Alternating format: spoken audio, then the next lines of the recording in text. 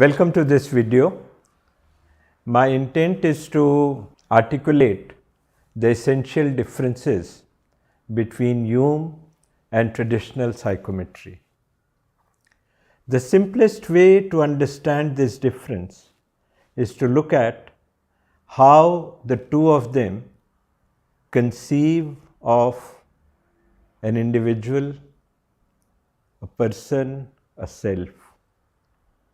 In traditional psychometry, self is a noun.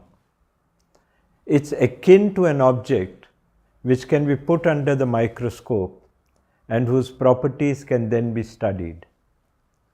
Just as you study the height, weight, body temperature, bone density, blood pressure of the physical body, similarly, in psychometry, you study the properties of the psyche or the mind. In contrast to this, in EUM, the self is not a noun, it's a verb. There is nothing specific, constant thing over there. It's a configuration which is continuously in movement, which is continuously reconfiguring itself. A close analogy would be a flowing river. A river is determined both by its internal momentum as also by the terrains through which it passes. Its character changes when it moves from lush green meadows to rocky surfaces. You can't study a river as an object. As the famous saying goes, you can't step into the same river twice. Another analogy would be of a kaleidoscope, whose elements keep changing, keep configuring themselves. In this process of configuration and reconfiguration, one of the most critical variables is self-reflexivity. Let me elaborate. We human beings don't just think and feel. We also think and feel about the way we think and feel. So we sometimes say, I'm not thinking this right. Or I say, well, I should not be feeling like this. Or I feel upset about getting angry or about reacting in a particular manner. Now, this propensity to think and feel about our thoughts, feelings, and actions determines which elements of the kaleidoscope will come to the surface and which elements will remain dormant. Which elements will have a bigger say in one's choice making and which elements will be only mute spectators.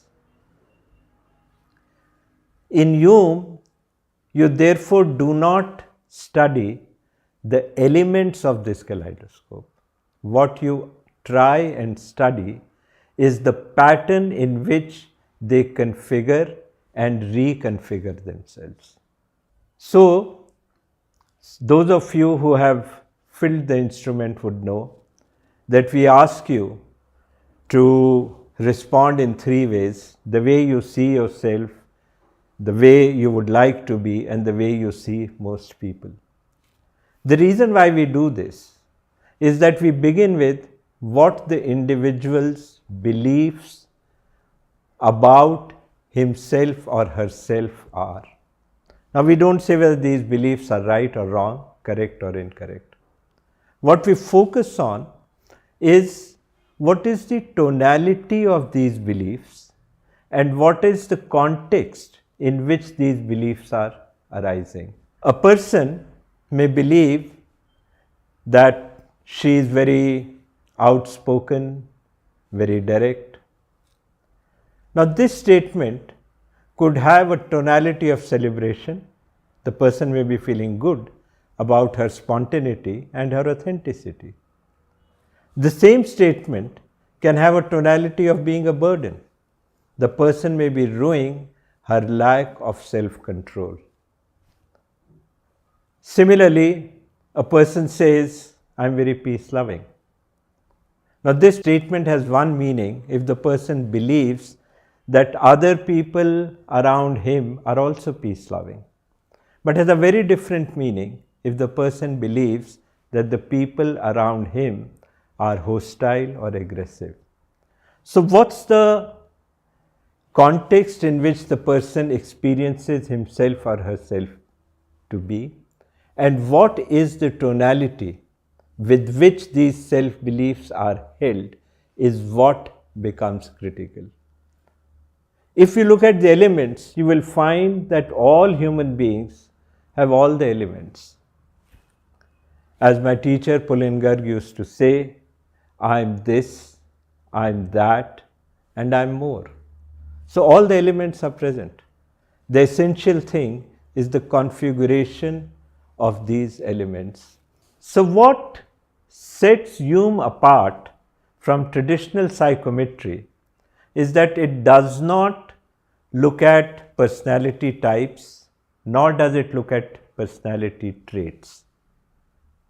Essential focus here is on self-reflexivity of the individual and how this self-reflexivity manifests itself in the choices which the individual makes and the behavior and action of this individual.